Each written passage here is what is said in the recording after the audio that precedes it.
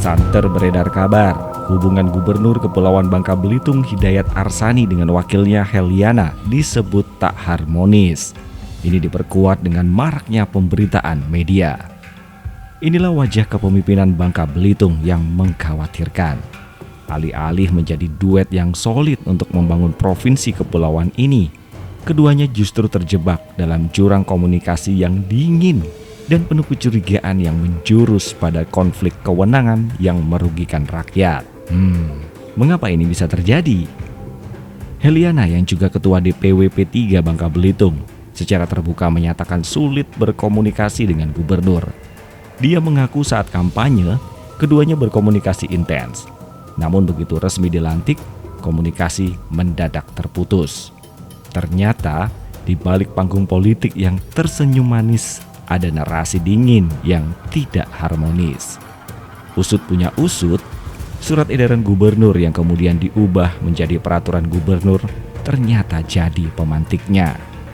Di dalamnya disebut wakil gubernur harus menandatangani dan meminta izin atas perjalanan dinasnya sendiri, sebuah prosedur birokratis yang menurut Heliana bertentangan dengan undang-undang yang mengatur tugas dan fungsi jabatan. Bukan hanya soal surat izin, ini adalah soal harga diri jabatan yang dianggapnya dikebiri. Lalu, bagaimana respon Dayat? Gubernur Hidayat Arsani menegaskan bahwa semua kebijakan yang diambil, termasuk pergub itu, didasarkan pada semangat penegakan aturan dan efisiensi anggaran negara. Ia menyebut bahwa selama ini, wakil gubernur kerap memberitahu kegiatan dinas setelah berangkat, bukan sebelumnya. Menurutnya, hal itu tidak bisa dibenarkan karena menyangkut penggunaan uang negara yang harus akuntabel dan transparan. Memang, jika menilik, pergub bisa dilihat bukan semata alat kontrol kekuasaan, melainkan upaya administratif untuk menertibkan mekanisme perjalanan dinas yang kerap menjadi sumber pemborosan anggaran. Jika diterapkan dengan bijak dan transparan, kebijakan ini dapat memperkuat akuntabilitas, bukan justru melemahkan kewenangan. Namun sayangnya, kebijakan yang mungkin dilandasi niat efisiensi ini tampak dijalankan tanpa komunikasi yang memadai. Tak ada ruang dialog yang terbuka, dan masing-masing pihak tampak terjebak dalam tafsir kuasa dan rasa saling tidak percaya. Padahal, rakyat Bangka Belitung tak sedang menonton drama politik. Mereka membutuhkan pimpinan yang harmonis dan bekerja sama.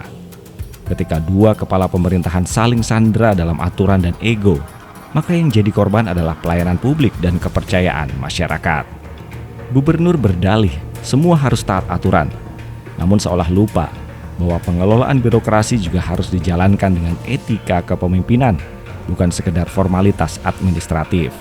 Sebaliknya, wakil gubernur merasa dimarginalkan secara sistematis. Bahkan lingkungan Pemprov disebut mulai menjauhinya, mempertebal kesan adanya pengucilan politik. Terakhir, Heliana mengadukan ini pada DPRD. Jika surat pengaduan ke DPRD menjadi jalan terakhir, maka ini bukan lagi masalah teknis. Ini adalah krisis kepercayaan di level tertinggi pemerintahan daerah. Namun masih ada harapan. Publik, tokoh masyarakat, dan lembaga legislatif memiliki peran penting untuk mendorong rekonsiliasi.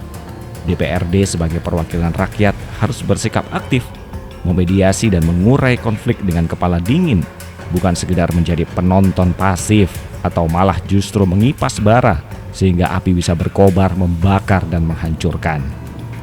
Tentu kita berharap baik gubernur maupun wakil gubernur mampu menurunkan ego dan membuka kembali ruang komunikasi yang sehat demi kepentingan rakyat Bangka Belitung. Karena dalam sistem demokrasi, keharmonisan bukanlah pilihan personal, melainkan tanggung jawab konstitusional.